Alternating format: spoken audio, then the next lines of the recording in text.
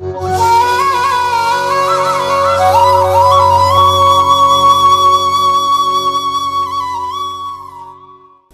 इस ज्ञान से, इस तत्व ज्ञान से आपका कलेजा हिल जाएगा।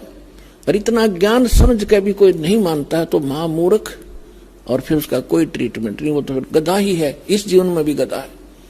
जब हमें प्रत्यक्ष दिखाई देता है कि परमात्मा हमारे साथ हो जाएगा तो हमें कोई दुख नहीं रहे। राजा भी भगवान की खोज में फिरता है, कोई संतों से मिलता है, कोई जंतर मंत्र कराता है। राजा से बड़े तो आप नहीं हो सकती प्रजा, ना सुखी हो सकती जैसा तुम मानते हो।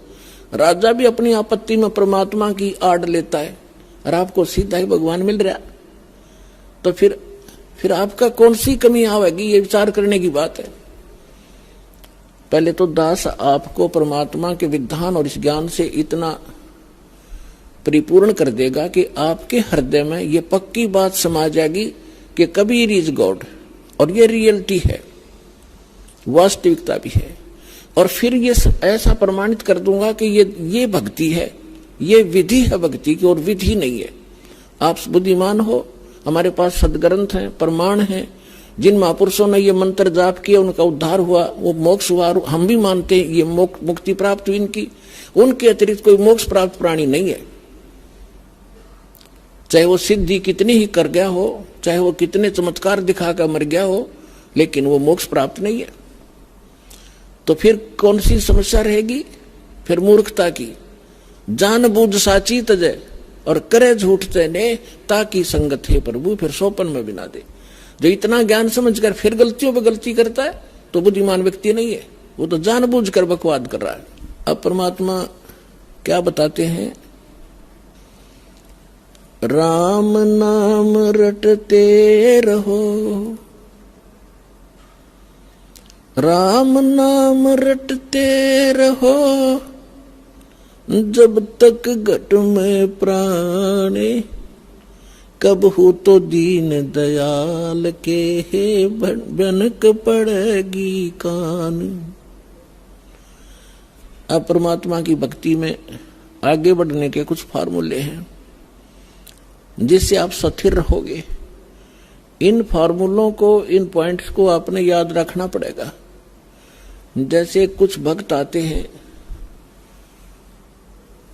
कुछ ऐसे भक्त होते हैं जो सब जगह थक लेते हैं, झाड़ फूक करवा के, मंत्र जंतर जप के, गुरु बना के, और जब वो यहां आते हैं चाहे कितना भयंकर दुख हो उनके ऊपर, परमात्मा तुरंत ठीक कर देता है। अब उनकी तो फिर परमात्मा की रजा होगी, उन कोई और ठिकाना नहीं रहा, भगवान से अतिरिक्त कुछ जगह दिखाई नहीं देती। मालिक को सब पता है, अंतर्यामी है वो परमात्मा, वो दूर तक जानता है कि आने वाली आत्मा क्या उद्देश्य लेकर इस दरबार में आई है, उसी तरह से उसका उपचार होता है। तो ऐसे आते हैं, उनको तुरंत देखो। दास तो एक पीएन है उस कबीर भगवान का, चपड़ासी हूं। आपकी अर्जी दास के पास आती है, दास उस परमपिता की टेबल पर रख देता है। अब उसने यस और नो उस कबीर भगवान ने करनी है, और यहाँ सेकंडों में होती है। यहाँ कोई कार्यालय नहीं है, वह साइन होगा फिर वापस आओगी। सेकंड्स के भी कुछ क्षणों में वो सब अर्जी परमात्मा फैसला करता है।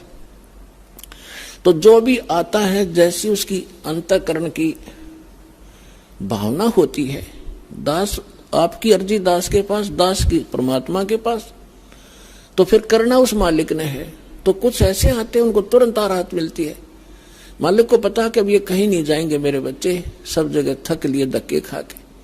कुछ ऐसे आते हैं, हमारे भक्त कहते हैं चलो वहां जाते ठीक हो जाओगे, चलो वहां जाते ठीक हो जाओगे। अब वो आ जाते हैं, दुखी दिन तो आना ही होता है, लेकिन वो उद्देश्य कुछ और रखते हैं कि ठीक है चलते हैं, ठीक हो गया तो ठीक है, नहीं तो नहीं। तो ऐसे नहीं बनती बात। तो इसलिए दास सबसे पहले आपसे कहता है कि किसी को भी आप प्रेरित करो, अच्छी बात है, क्योंकि भूले को राह दिखाना एक परम कर्तव्य बनता है सभ्य नागरिक का। तो ये सब भूले पड़े हैं, लेकिन उनको पहले ज्ञान समझाओ, उनको पुस्तक दो ज्ञान गंगा। और ये ज्ञान गंगा पुस्तक जो है, और भी कोई हमारी सीडी है बनाई हुई, या कोई भी परमात्मा का लिटरेचर दो इस दास के सत्संगों से बना है, उनको दो पढ़ने के लिए। और ये एक ऐसा ज्ञान है परमात्मा का। कबीर साहब कहते हैं और ज्ञान सब ज्ञानड़ी, और कबीर ज्ञान सो ज्ञान, और जैसे गोला तोब का करता चले मैदान। तो पहले उनको ज्ञान से समझाओ, फिर वो ज्ञान से परिपूर्ण होकर फिर यहां आएंगे। जब तक ज्ञान से परिपूर्ण होकर यहां नहीं आएंगे तो वो फिर डगमग हो जाएंगे। परमात्मा इस चीज को लाइक नहीं करते कि ये डले थे, पहले ढो ही रहे थे, 36 जगह भटक लिए, नकली गुरुओं के पास धक्के खा लिए, जीवन नाश कर दिया इन्होंने। तो अब अपने परमात्मा को पहचान कर फिर यहां लगे। तो इसमें क्या होता है कि फिर दूसरा इसका कारण ये होता है, जैसे किसी डॉक्टर के पास रोगी जाते हैं, एक ही जैसा रोग होता है, एक व्यक्ति को तो 2-3 खुराकों में राहत मिल जाती है और दूसरे को 3 महीने गोलियां खाने का निर्देश दिया जाता है डॉक्टर के द्वारा। तो उसके रोग में अंतर है। वो इन सोचा इसका तो 2 खुराक में ठीक कर दिया, मैंने 3 महीने खानी पड़ेगी, मैं तो नहीं खाने का, तो ना खाने का तो मर जाने का, और क्या इलाज है। अब उसका रोग इतना गहरा नहीं था, जो जल्दी समय पर आ गया तो ठीक हो गया, और उसने वो 3 महीने खानी पड़ेंगी और ठीक होगा, क्योंकि टेबलेट वो कारगर है। तो पुण्यात्माओं, इस संसार में 21 ब्रह्मांड में दास के अतिरिक्त कोई संत नहीं, और कबीर साहब के अतिरिक्त कोई भगवान नहीं। और जो समाधान दास देता है उससे सारे काम ठीक होंगे। आपके संसारिक सुख, शारीरिक रोग सब दूर होंगे, संसारिक सुख प्राप्त होंगे, संसारिक दुख, मानसिक दुख, भूत प्रेत की बाधा, पितृ बाधा, चाहे कितना भयंकर हो, किसी प्रकार की, चाहे घाल तक डाल रखी हो, चाहे चौकी तक छोड़ रखी हो, यहाँ 1 सेकंड का काम है भगवान का।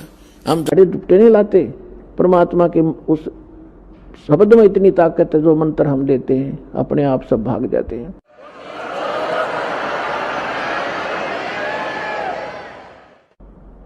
फिर कहते हैं धीरे धीरे रे मना, धीरे सब कुछ होवे, माली सींचे 100 घड़ा, समय आवे फल होवे।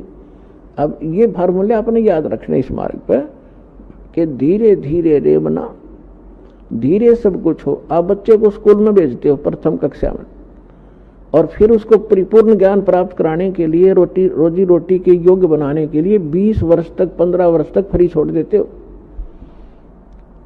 BA करके फिर वो 5-4 वर्ष का कोर्स भी करता है, और फिर 2 रोटी का साधन उसको बनता है। अगर वो सफल हो जाता है और बढ़िया होता है, फिर सारा उसका जीवन रोजी रोटी की समस्या हल हो जाती है।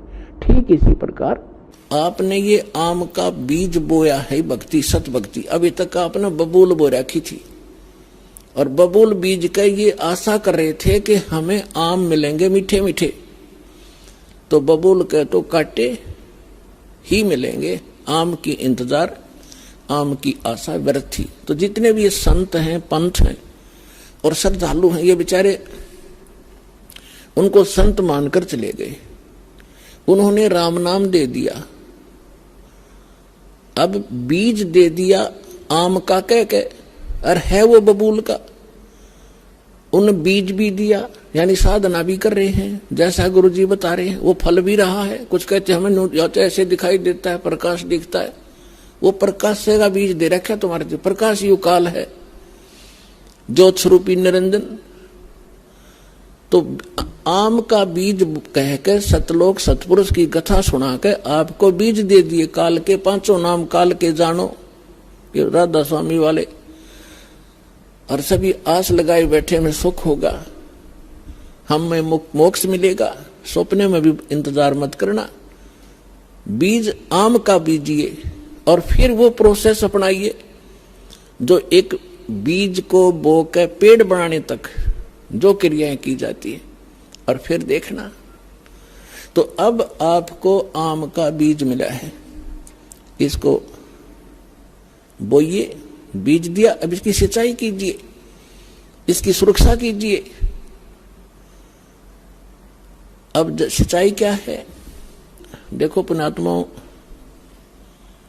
दास इस मार्ग का मास्टर है, इस मार्ग का डॉक्टर है। आप सभी विद्यार्थी हो, दूसरे शब्दों में आप जन्म मरण के रोगी हो।